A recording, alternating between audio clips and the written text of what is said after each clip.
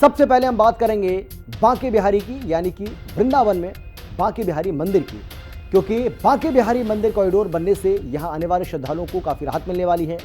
तो फिर इसका विरोध क्यों किया जा रहा है, यह अपने आप में एक अहम सवाल है। सरकार का कहना है कि उनका इरादा मंदिर की व्यवस्था को सही से बनाए रखने का है। कॉरिडोर बनाने के लिए जितनी भी दुकानें या फिर जगह सरकार के हिस्से में आएगी, उसके लिए उचित मुआवजा मिलेगा और दुकान के बदले दुकान भी दी जाएगी। फिर भी गोस्वामी समाज क्यों गुस्से में और वो क्यों इस कॉरिडोर का विरोध कर रहा है?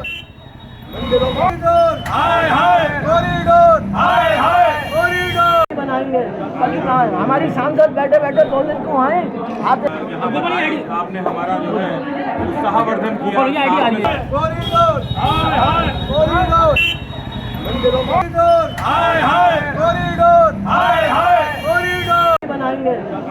हमारी सांसद बैठे बैठे बोलने को आए। मथुरा के बांके बिहारी मंदिर कॉरिडोर को लेकर चल रहे बांके बिहारी मंदिर सेवायत गोस्वामियों का विवाद लगातार बढ़ता जा रहा है। गोस्वामियों के कॉरिडोर विवाद समर्थन में अब अखिल भारतीय तीर्थ पुरोहित महासभा के राष्ट्रीय अध्यक्ष महेश पाठक ने भी अपना समर्थन गोस्वामी समाज को बांके बिहारी मंदिर पहुंचकर दिया। अखिल भारतीय तीर्थ पुरोहित महासभा के पदाधिकारियों ने यह कहा है कि सरकार का काम सरकार चलाना है, ना कि मंदिर चलाना। सरकार को सेवायतों को चलने दिया जाए। हिंदी खबर के संवाददाता प्रवेश चतुर्वेदी ने अखिल भारतीय तीर्थ पुरोहित महासभा के पदाधिकारी राकेश तिवारी से खास बातचीत की। क्या कुछ कहा, सुनिए आप। अयोध्या काशी के बाद में अब बांके बिहारी कॉरिडोर की बारी है। हालांकि सुप्रीम कोर्ट ने हरी झंडी दे दी है और ये कॉरिडोर 5 एकड़ भूमि में होकर के बनना तय हो चुका है, जिसको लेकर के पिछले कई दिनों से यहाँ लगातार विवाद गोस्वामी के द्वारा चलता चला आ रहा है। गोस्वामी नहीं चाहते कि वहाँ कॉरिडोर बने, कुछ गलियों से छेड़खानी की जाए। हमारे साथ में है राकेश तिवारी जी, उनसे भी हम बात करना चाहेंगे। आपकी संस्था के द्वारा वृंदावन के गोस्वामियों को लेकर उनको समर्थन दिया गया, क्या कहेंगे उसे लेकर? देखिए, अखिल भारतीय तीर्थ पुरोहित महासभा जो भारतवर्ष के सभी तीर्थों का प्रतिनिधित्व करती है, उनके जो मुख्य संरक्षक हैं महेश पाठक जी के नेतृत्व में धरना प्रदर्शन करके गोस्वामियों को समर्थन दिया गया। क्योंकि सरकार का जो रवैया है वह आश्चर्यजनक है और बर्बरतापूर्ण है। आपको अगर कोई काम करना है तो आप सामंजस्य करिए, भला के करिए। आप कहते तो डेवलपमेंट की बात है, लेकिन अंदर खाने आपकी नीयत खराब है। कॉरिडोर सभी जगह बने हैं, कोई दिक्कत नहीं है, लेकिन कॉरिडोर का मैप जो है वो आप सबके सामने लाइए कि कॉरिडोर इस प्रकार से बनेगा, इतने उसमें मकान जाएंगे, उनको इस प्रकार से हम मुआवजा देंगे। कोई बात प्रशासन नहीं बताता है। दूसरी चीज़ जो एक आश्चर्यजनक थी कि एक अचानक आपने एक अध्यादेश लाके ट्रस्ट का निर्माण कर दिया। उस ट्रस्ट की क्या आवश्यकता है? उस ट्रस्ट के बहाने सरकार मंदिर की व्यवस्था को, मंदिर के पैसे को हड़पना चाहती है। गोस्वामियों को विश्वास में न लेके आपने इस तरीका जो कृत्य किया है, उसका हम घोर विरोध करते हैं। आप सामंजस्य रखिए, सभी गोस्वामियों को बुलाइए। अगर आप ट्रस्ट 11 का बनाते हैं और आपने केवल 2 पद गोस्वामियों के लिए छोड़े हुए हैं, तो आप उन 2 को कभी बाहर कर देंगे? अगर 11 का है तो 5 आप रहिए, 6 उनको बनाइए। अगर उनका बहुमत होगा तो वो आपको बाहर कर सकते हैं। आप तो इस ट्रस्ट की आड़ में मंदिर पर कब्जा करने आ रहे हैं। उसका तीर्थ पुरोहित परिषद हो या कोई भी संस्था हो, सब विरोध करेंगी। आप ऐसा कोई भी कृत्य न करेंगे। आपके लिए आपका काम है केवल व्यवस्था करना। आप मंदिर चलाना आपका काम नहीं है। आप आज मंदिर से आपने सुप्रीम कोर्ट से वहाँ से 360 करोड़ ले लिया। भाई, सुप्रीम कोर्ट को भी वो पैसा देने का राइट नहीं है। पैसा मेरा, मुझसे आपने पूछा नहीं, और फिर सुप्रीम कोर्ट कह रहा था पैसा इनको दे दिया जाए। सरकार को कोई डेवलपमेंट करे, सरकार अपने पैसे से करे, और वहाँ के जितने भी व्यापारी हैं, जो लोग वहाँ बसे हुए हैं, उन सबसे वार्ता करे। वार्ता करने के बाद अगर कोई सामंजस्य बनता है तो जरूर करे। अगर सामंजस्य नहीं बनता, तानाशाही रवैया अगर प्रशासन करेगा तो उसका विरोध सभी लोग करेंगे। अखिल भारतीय तीर्थ पुरोहित महासभा के बाकी पदाधिकारियों का इस मामले को लेकर क्या कुछ कहना है, जरा वो भी सुनिए।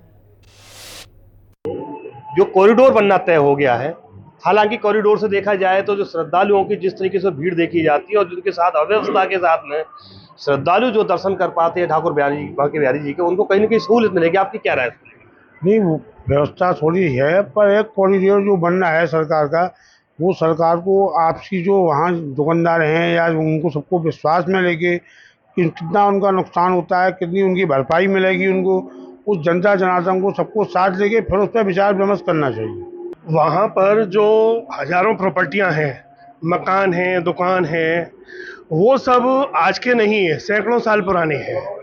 और उनको ये मुआवजा किस प्रकार से देंगे? किसी पे कागज है, किसी पे कागज नहीं है, तो गवर्नमेंट बगैर कागज के तो किसी को कुछ देगी नहीं। तो इसमें अधिकांश आदमी 50% आदमियों को विस्थापित होने का खतरा पैदा हुआ है, इसलिए गवर्नमेंट के प्रति अविश्वास हो रहा है।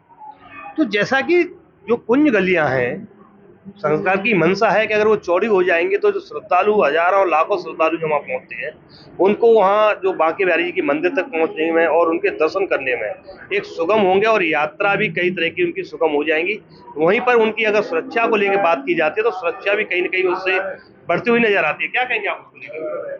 भाई साहब देखिए, ऐसा है कि कुंज गलियां चौड़ी तो हो जाएंगी, लेकिन अपने वास्तविक मूल रूप को खो देंगी। और अगर उनका मूल रूप खो गया तो जो कंक्रीट का जंगल चारों तरफ बन रहा है, बिहारी जी का आसपास का क्षेत्र भी वैसा ही हो जाएगा और बिहारी जी की कुंज गलियां नक्शे से गायब हो जाएंगी। उनको स्थापित करके कुछ क्षेत्र को मतलब पौराणिक इतिहास में रहना चाहिए और कुछ क्षेत्र पीछे का जो साइड है उसको नया रूप देना चाहिए कि जिससे आवागमन सुगम हो जाए। इस तरीके से गवर्नमेंट को विचार करना चाहिए।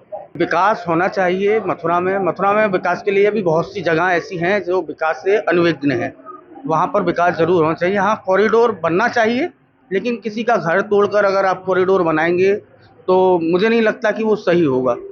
आप ट्रस्ट का पैसा लेकर, जैसा कि मुझे जानकारी मिली है कि 500 करोड़ करीब बांके बिहारी ट्रस्ट से ही लेकर उन्हीं के घर को तोड़ने के लिए उनको मुआवजा उसी में से दिया जाएगा।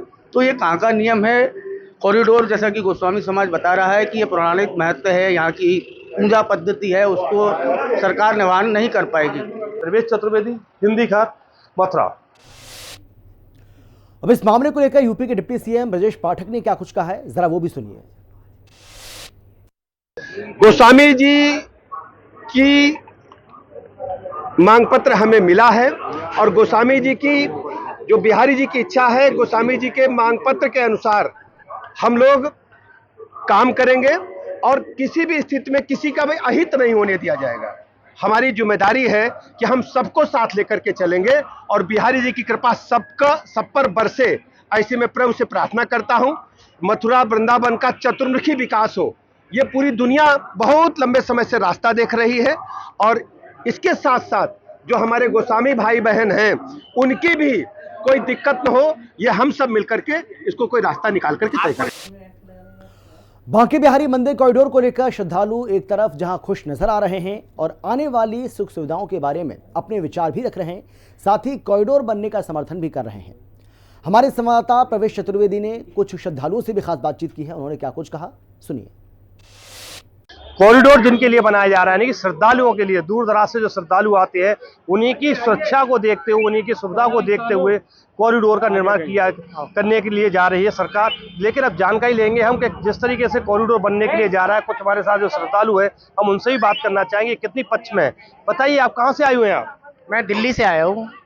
दिल्ली, जिसकी बांके बिहारी जी का कॉरिडोर बनने के लिए अब तय हो चुका है, सुप्रीम कोर्ट ने अपनी मोहर लगा दी है, क्या कहेंगे कॉरिडोर को लेकर के? कॉरिडोर बनाने का जो प्रयास है या जो सरकार को सफलता मिली है अदालत के द्वारा, वो निसंदेह आम श्रद्धालुओं के लिए एक मील का पत्थर साबित होगी। अमूमन देश के हर इलाके में या देश के प्रमुख तीर्थ स्थलों पर एक सही आवागमन और एक श्रद्धालुओं के आने जाने की सही सुविधाएं हैं, लेकिन बांके बिहारी मंदिर में अस्त व्यस्तताएं इतनी ज़्यादा होती है कि आम श्रद्धालु बच्चों के साथ, बड़े बुजुर्गों के साथ दर्शन करना उनके लिए बहुत ही मुश्किल प्रतीत होता है। इसीलिए ये कॉरिडोर का जो प्रयास है वो आम श्रद्धालुओं के जीवन में निस्संदेह धार्मिक रूप से काफ़ी फलदायी साबित होगा और उनके जीवन में काफ़ी परिवर्तन भी आएंगे। कॉरिडोर बिल्कुल बनना चाहिए, क्योंकि आम श्रद्धालु जितने हैं दूर दराज के सभी को परेशानी होती है। वहाँ पर यहाँ तक कि आप पिछले घटना में सुने होंगे कई लोगों की मौत भी हो गई है, तो ऐसे में जाना बहुत ही मुश्किल है। तो कॉरिडोर बिल्कुल बनना चाहिए। बड़ा हम लोग खुशी महसूस कर रहे हैं कि अगर कॉरिडोर बनना शुरू होता है तो हम लोगों को बड़ा अच्छा लगेगा, क्योंकि हम कई बार बच्चों का टूर लेके आते हैं, स्कूल बच्चों का टूर लेके आते हैं, तो बांके बिहारी मंदिर में जाना पसंद नहीं करते हैं, जबकि वो बहुत अच्छा मंदिर है, वहाँ बहुत लोगों की श्रद्धा जुड़ी हुई है। लेकिन वहाँ बच्चे जब निकलते हैं गेट से तो कुछ बच्चे खो जाते हैं, बच्चे रोते हुए मिलते हैं, तो फिर ऐसा लगता है कि इस जगह पे हमें नहीं जाना चाहिए।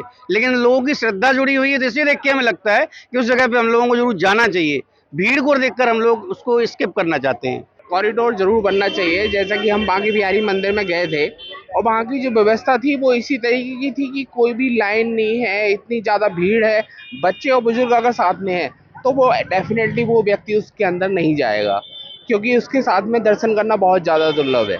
कॉरिडोर बनना चाहिए। अगर हमारे यहाँ कॉरिडोर नहीं बनेगा, बहुत सी यहाँ पे ट्रैफिक जैम वगैरह बहुत सारी चीज़ें होती हैं, तो अगर ये बन जाएगा तो हमारे लिए अच्छा ही होगा। कॉरिडोर बनना चाहिए, उससे और भी उसकी जो सजावट है वो भी अच्छी हो जाएगी, और फिर जो श्रद्धालु उनका भी सही व्यवस्था हो जाएगी, क्योंकि सब लोग जाते हैं तो उनके भीड़ भाड़ में दब सकते हैं, किसी की चोट लग जाए, किसी के संग हो जाए, इसलिए बनना चाहिए। और जब उसमें भीड़ में जाते हैं तो उसके बीच में वो न चलना चाहिए बैरियल, जिससे भी दिक्कत होती है बहुत लोगों को। कॉरिडोर बनने से क्या कुछ फायदे होंगे श्रद्धालुओं के लिए, क्या कुछ नुकसान वहाँ के बासिंदों के होंगे? देखिए, नुकसान और फ़ायदा ये दूरदृष्टि और आगे के ऊपर डिपेंड करता है कि हम लोग आगे जो है किस तरह की हमारी प्लानिंग है।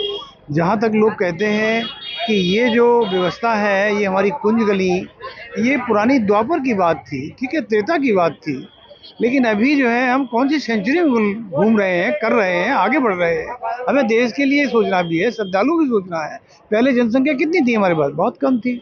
अभी जनसंख्या कितना है, कितना दबाव है, उस हिसाब से जो सरकार डिसीजन ले रही है, जो हमारे माननीय न्यायालय ने जो डिसीजन लिया है, इसके ऊपर हमारे गोस्वामी समाज को विचार करना चाहिए। विचार करने के बाद में उनको जो भी सॉल्यूशन निकलता है, जो भी रास्ता निकलता है अंडरस्टैंडिंग से, जो आपसी समझ से बन सकता है, उस पर हमें अमल करना चाहिए। मेरे विचार से ये बनना चाहिए।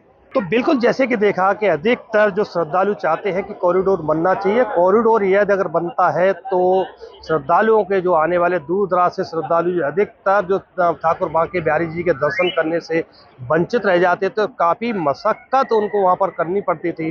जिस तरीके से जैसे जो कुछ बालिका हैं जो बता रही थी कि किस तरीके से वहाँ दर्शन होते हैं और जो प्रसाद लेते हैं, लेकर के हम जाते हैं, उनकी एक आस्था होती है कि हमारा प्रसाद ठाकुर बांके बिहारी जी तक पहुँचे, लेकिन वो प्रसाद ठाकुर बांके बिहारी जी तक नहीं पहुँच पाता है।